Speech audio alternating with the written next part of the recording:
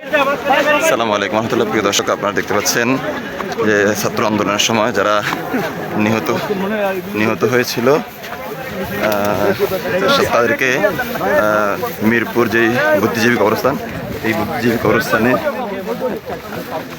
বুদ্ধিজীবী কবরস্থানে তাদেরকে গণকবর দেওয়া হয়েছে। সেখানে আপনারা দেখতে পাচ্ছেন ইসলামী আন্দোলন বাংলাদেশের সিনিয়র নায়েবে আমির মুফতি সৈয়দ মোহাম্মদ ফয়জুল করিম সাহেবের চরমনে আজকে সেখানে এসেছেন এবং জিয়ারত করবেন।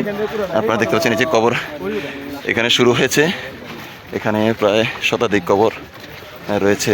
আজকে হুজুর এখানে আসছেন, এখানে হুজুর দোয়া করবেন। প্রথমে কবরগুলো পরিদর্শন করছেন, দেখছেন, পর্যবেক্ষণ করছেন। এরপরে হুজুর এখানে দোয়া হবে, আলোচনা হবে ইনশাল্লাহ।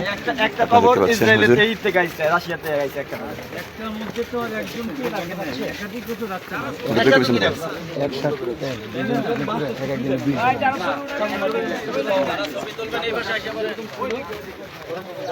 যারা ছবি উঠাইবেন ওই লাইনটা ওই লাইনে যারা ছবি তোলেন তারা ওই সাইডে ছবি উঠাইবেন ওই লাইনে একবারে পুরো মাথা পর্যন্ত নিয়ে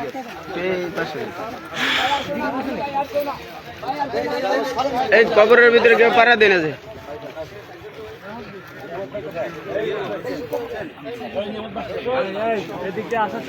এই যে দেখেন আপনারা কতগুলো কবর রয়েছে, প্রায় শতাধিক কবর। এই কবরগুলো পরিদর্শন করার জন্য আজকে উপস্থিত হয়েছেন ইসলামী আন্দোলন বাংলাদেশের সিনিয়র নায়েবে আমির মুফতি সৈয়দ মোহাম্মদ ফয়জুল করিম শায়েখ চরমনাই। আমরা সবাই একবার সূরা ফাতিহা সূরা ইখলাস পড়ি কমপক্ষে, এরপরে যে আছে দোয়া করতে। আউযু বিল্লাহি মিনাশ শাইতানির রাজিম। বিসমিল্লাহির রহমানির রহিম।